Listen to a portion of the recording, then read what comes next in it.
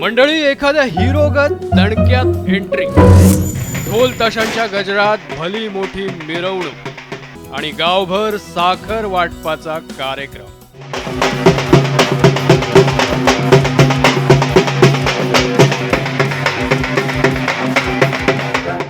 बरं, हा गडी कोणतीही निवडणूक जिंकलेला नाहीये बरं का, तर त्याही पेक्षा मोठा गड या पठ्ठ्यानं सर केलाय. 10वीत 10 वेळा नापास होऊन बीडच्या परळीतला कृष्णा मुंडे 11व्या प्रयत्नात मात्र पास झालाय आणि म्हणूनच गावात हा असा उत्सव साजरा झालाय.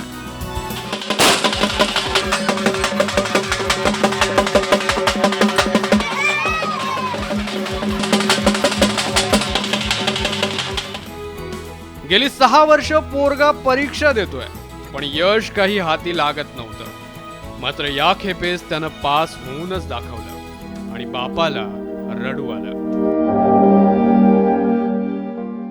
माझ्या कष्टानं मी पास केला, फी भरली, 11 वर्षे, 11व्या वर्षात पास झाला.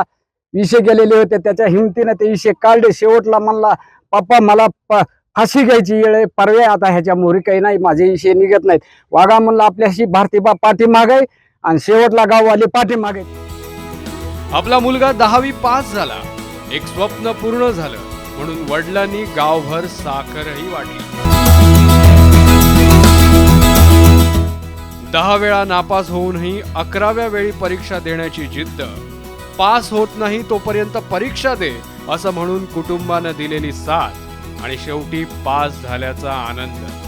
10वीच्या निकालानंतर बीडमध्ये हे असं अनोखं दृश्य पाहायला मिळालं. पण कृष्णा, गड्या मानलं तुला आणि तुझ्या जिद्दीला.